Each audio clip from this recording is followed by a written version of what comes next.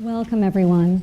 Today, we are here to celebrate the one-year anniversary of the White House's Pledge to America's Workers, a call to action for business and industry to create more and better jobs for Americans by providing education and skills for American students and workers. I'd like to thank Vice President Pence.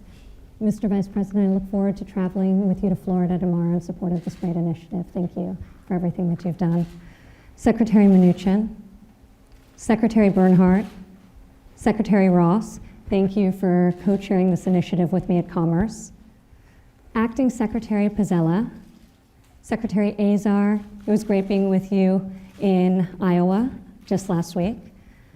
Acting Secretary Administrator Wheeler, Acting Director Voigt, Acting Administrator Pilkerton, Director Lawrence Kudlow, who has continued to tell me that if a CNBC host can be reskilled, anyone can. So I appreciate that. Director Joe Grogan, Representative Liz Cheney, and Representative Virginia Fox, thank you. Each of you has done a tremendous job furthering our pledge to America's workers. This campaign was born out of the tremendous economic resurgence happening across our country. Today, more Americans are working than ever before. Virtually every single demographic is achieving historically low unemployment rates. There are 7.3 million open jobs, wages are surging, and with an unemployment rate at 3.7%, it is nearing the lowest rate in a half a century. Amazingly, if you look at the last quarter, the second quarter, of all the new jobs created, 74% of new jobs were secured by Americans outside of the workforce on the sidelines of our economy. This administration believes that every American should have a chance to earn a great living doing work that they love.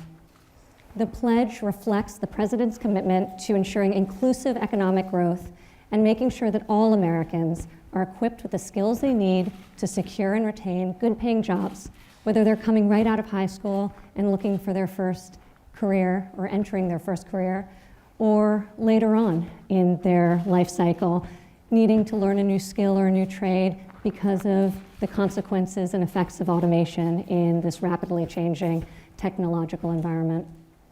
The president's call to action for the pledge has become a full-blown national movement. Over the last year, more than 300 businesses have signed the pledge, businesses large and small. And today, we celebrate reaching 12 million pledged commitments. Amazing.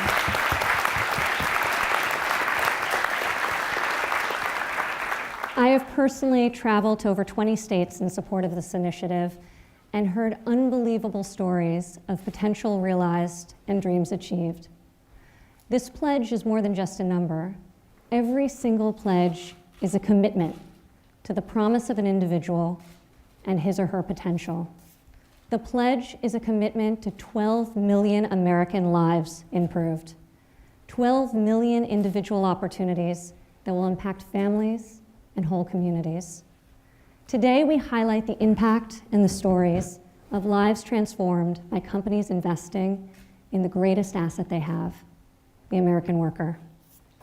We will hear from individuals like Johnny from Orlando, Florida, and Sarah from Littleton, Colorado. Sarah and I were just together earlier this week as they join us here at the White House. And now I would like to turn it over to the President of the United States. Mr. President. Well, thank you very much, Ivanka. And I think I'm allowed to be proud of my daughter.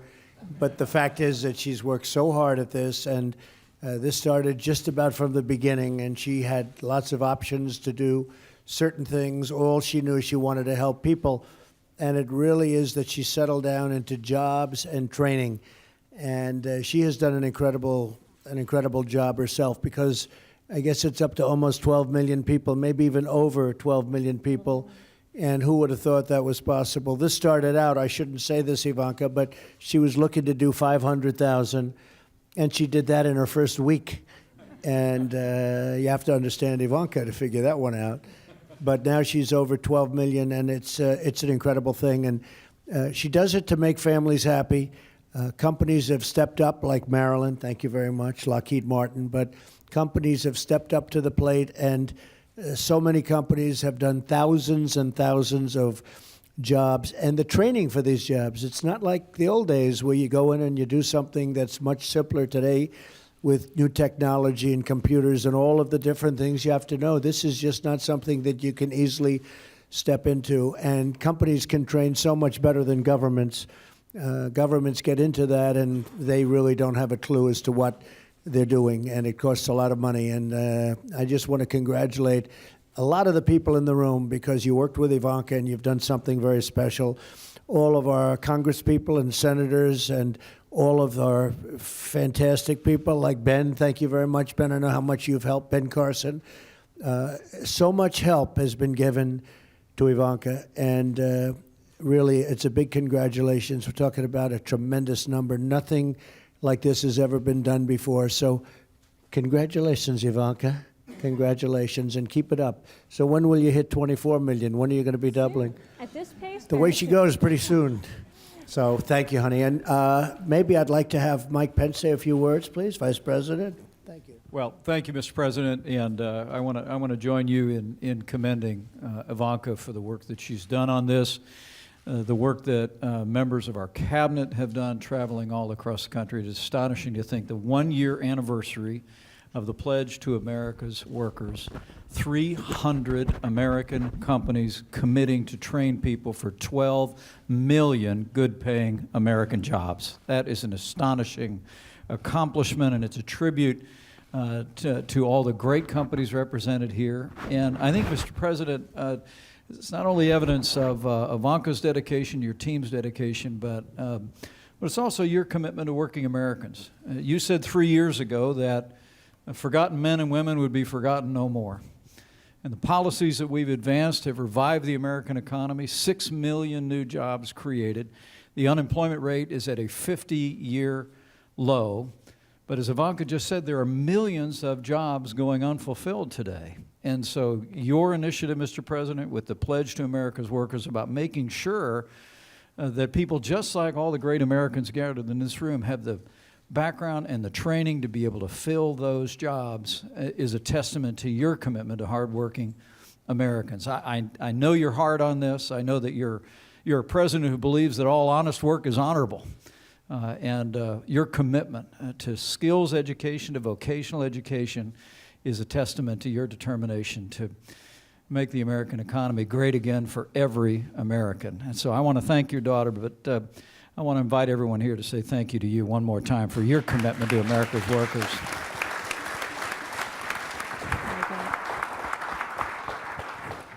And I think that's a perfect segue into hearing from Jim. Jim is the CEO of Toyota, and just this past year, based on the policies put in place by this administration, tax reform, deregulation, Toyota announced a $13 billion commitment to investment in North America, which is going to create 600 new jobs. Very, very exciting. So thank you, Jim, for that.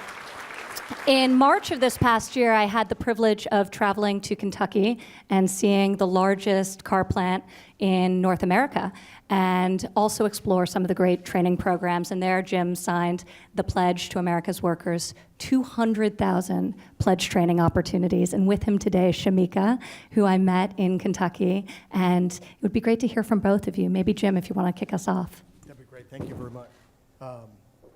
This may not, there we go. First off, congratulations on this milestone after 1 year. That's tremendous. And thank you very much for visiting our plant in Kentucky.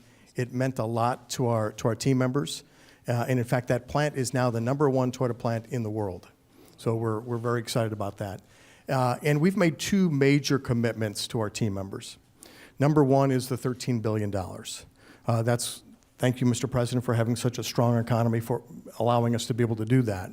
And that's $13 billion is not only for the new plant in Alabama and the new headquarters we built in Texas, but it's really to spend dollars in the areas of R&D and in all of our plants to make sure that our plants are the most competitive Toyota plants in the world. But number two, and the reason we're here today, it's all about the development of our team members. And whether it's development of the technicians in our dealerships or the development within manufacturing, that's probably what I'm most excited about. And Shamika is going to tell you just a few minutes about her experience and her journey through that.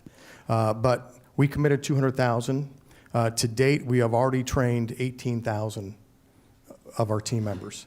And it's as a result of what was developed in Kentucky that allowed us to work with 27 now across the country, 27 community colleges across 11 states. So every location that we are building cars, we have this relationship for training. And that's enough about me, because this is really about Shamika today. So Shamika has been with us for about 2 years in our Kentucky plant. She's a U.S. veteran, and we'd love to hear about your journey. Thank you. It's an honor to be here. My name is Shamika Green. I am a team member at Toyota Motor Manufacturing of Kentucky. I joined Toyota about 2 years ago with no automotive experience. Luckily, I served 4 years in the U.S. Army prior to entering the workforce.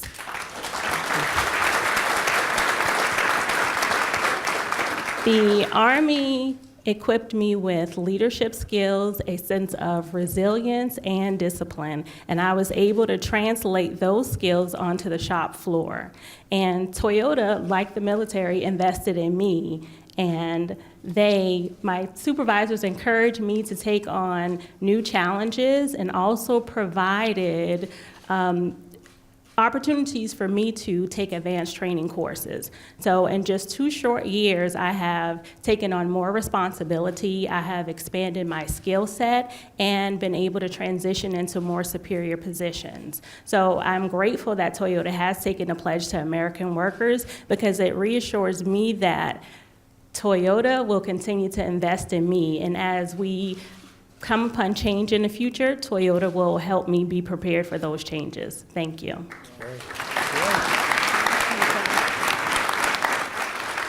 Amazing. With us also is Johnny from Orlando, Florida. And Johnny is a prep cook with Aloft Hotels and just has an amazing story. And part of your journey and your training experience was a result of the American Hotel and Lodging Association's signing of our pledge. So if you could share with us, Johnny, a bit about your story, very inspiring, and the opportunity that the pledge has afforded you. First and foremost, I would like to thank everyone here today for allowing me to be here and also inviting me to speak amongst you guys. The hospitality industry is an industry where dreams come true and support systems are willing to support. As for myself, being the youngest of 4 siblings, I was raised by my grandmother, which led me to want to cook in life and lead on her legacy. And Johnny's grandmother is here, and it's her birthday.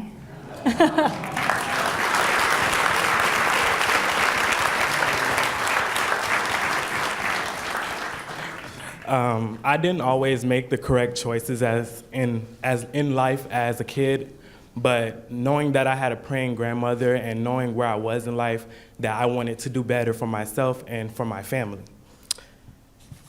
Not so fortunate in life. I didn't know exactly what school I wanted to go to. Well, I knew what I wanted to do, but I didn't know exactly how far I could go and if it was inexpensive for me. Given the suggestion by my aunt, she gave me the suggestion about Second Harvest, and I took on the opportunity to apply, and I knew that Second Harvest was going to be a life-changing moment for me. Second Harvest taught me cleaning, sanitation. They also taught me how to manage myself properly, and also eye-catching skills with knives and presentation with the food. Transportation and funds were hard for me. Was a small barrier for me at the time, but Second Harvest supplied me with transportation and many other goods. I just want to thank the American Lodging Hotel Association for the pledge, which benefited me and other thousands with long-lasting careers, training and education, scholarships, and grants for schooling. And also, I would love to give a thanks for it because it benefited me well. It turned me into the young man that I am today. It gave me a leadership guidance, and it's also given me a chance to grow. Because not only in the hospitality industry is just cooking, you could also, you know, housekeeping, bartending. And from there, I've been promoted within 6 months. August 12th, it'll be 6 months for me. I've already been promoted twice, and I've been doing good ever since. I wake up from 4:30 to 1:30 in the morning, and from there, I still continue to go home and cook and clean and work from there. So it's really been a pleasure from the American Hotel and Lodging Association with this pledge that they have given and benefited me.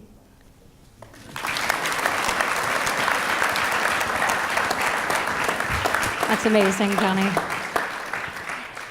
Now I'd like to introduce Marilyn Hewson, the CEO of Lockheed Martin. And Marilyn was one of the first CEOs to sign our pledge when we launched this campaign a year ago and was with us at the White House a year ago for the signing. Lockheed committed to 8,000 job and training opportunities over the next 5 years. And just this past week, I was out in Colorado with you, Marilyn, and I met Sarah, who you brought with you to the White House today, to learn about your apprentice program in advanced manufacturing. So, Marilyn, if you would like to share and introduce Sarah, that'd be great. Thank you, Ivanka, and thank you for all that you're doing. But importantly, Mr. President, thank you for your leadership, for putting a focus on this important initiative. We all know, as Ivanka said, that there is a skills gap. So what you're doing to help bridge that gap by focusing government, private industry, as well as academia on this, with your focus on workforce and the American worker, is what's going to make a difference for this country. And as Ivanka said last year, where we were happy to pledge our 8,000 internships and apprenticeships and worker training initiatives, we also pledged $150 million towards STEM scholarships and toward training for education for workers, which came through tax reform and other opportunities that your administration has focused on so much. And I'm happy that one of the initiatives that we put underway is our Advanced Manufacturing Technician Apprenticeship Program, which we expanded. And Sarah Latham, who I want to introduce to you today so that she can tell your story, is someone who has positively benefited from that. So I want to turn it over to her to let her tell you a little bit about what she's accomplished. Sarah? Thank you. Thank you, Mr. President, for having me here today. As mentioned, my name is Sarah Latham, and I'm a graduate of AMTAP's pilot program from 2016. There are many benefits to AMTAP, but what I loved most about the program was the course content and the course structuring. Joining Lockheed Martin through AMTAP was different than the traditional hiring process where you apply, interview, and then start on day one. AMTAP's process was a 9-week process where each week you learned a multitude of hands-on skills, and over the course of time you learned about accountability and ownership for your work. By the end of the program, you've not only graduated with newly developed manufacturing skills, you had also cultivated the desire to do well in your career. Since graduating AMTAP, I have worked as a technician building flight hardware for space vehicles currently in orbit, and recently I accepted a new position as a manufacturing planner. Apprenticeship programs like AMTAP allow you to cultivate new skills in a STEM-related career without having a 4-year degree in STEM. So I'm honored to have been a part of this program, and thank you again for having me here today. Thank you, Sarah. And now I'd like to introduce Audra. Audra works with a small business in Michigan, and I believe you met with Acting Secretary Pilkerton just this past week when he was touring in support of the Pledge to America's Workers, and he was so impressed by you that he shared your story with all of us, and we'd love to hear from you directly, Audra. So I'm an engineer at Calumet Electronics. We are a 100% domestic supplier of circuit boards. The circuit board industry was deeply affected by the offshoring to the Asian market. And with President Trump's initiatives and the Pledge to America's Workers, we've been able to bring back training for workers like myself, as well as resources to pursue advancing technology. So I was actually hired during the summer of the start of the pledge. And since then, I've had an opportunity to continue my education, training under industry leaders, and filling the gaps that are in the industry. I I've had the opportunity to lead and participate in a team that is researching advanced manufacturing techniques that could help us compete with the offshore market. And I've also been able to participate with our current intern class, that's where I came from, and since the program started with me, we've been able to triple the size of our intern class, and I've been able to work with them and develop their skills. It's amazing, Audra. It's been incredible how businesses large and small have signed on to the pledge and created these tremendous opportunities for their employees. So thank you for representing a great small business in Michigan, Calumet. And now I would like to turn it over to Jay Timmons. Jay is the president and CEO of NAM, the National Association for Manufacturers. And today he had a very, very exciting announcement about his commitment to this initiative and to the future of manufacturing here in the United States. Jay, would you like to share with us? I would very much like to share it with you, but first, thank you, Ivanka, for your great leadership on this initiative, and congratulations on the milestone, and Mr. President, thank you. You know, when you addressed our board of directors at the end of 2017, you said that many of the policies that you were promoting would be rocket fuel for the economy, and indeed they were, to the point that we have 500,000 open jobs in manufacturing today, which is part of that 7.3 million. So our commitment from the National Association of Manufacturers is to attract more workers to our sector through education programs and our Creators Wanted campaign that we've launched across the country. And it's also to retrain and upskill workers that are already in the manufacturing sector. And so that's why today we were very pleased and proud to be able to announce that we will commit the resources, or that on behalf of manufacturers, we will commit the resources to provide training and upskilling opportunities for 1.186 million manufacturing workers.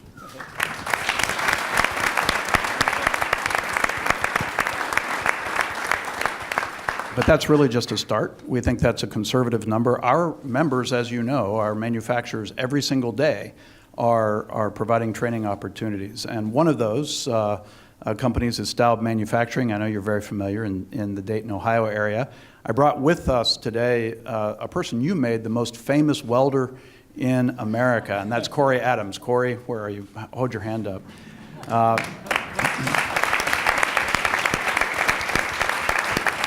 You may remember Corey from the 2018 State of the Union address here in Washington. And Mr. President, you recognized Corey.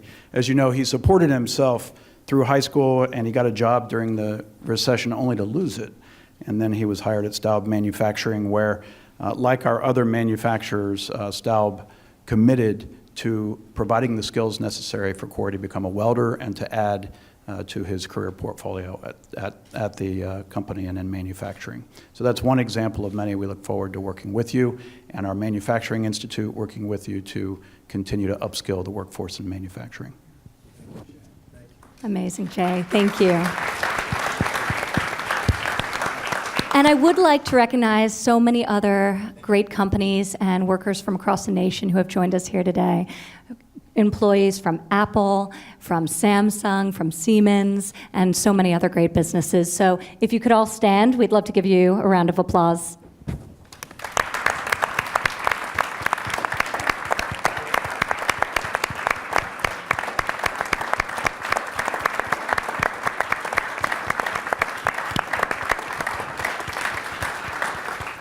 One of the things that has been so impactful for us is to travel around the country and hear the individual stories of how new pathways have been opened up for you as a result of the training experiences you've undertaken. And hearing from you today reinforces why this initiative is so important and why we're so committed to it. So really thank you. And Mr. President, if you'd like to say a few final words before we leave. Well, I can just say this is an incredible event to me, because I was with you on day one when it started, and to see how far you've come and how far everybody's come, including my friend the welder back there who's now making a lot of money, and I'm proud of you, and I heard you're doing a great job. And he is probably the most famous welder right now, maybe in the world, come to think of it, but it's going well, isn't it?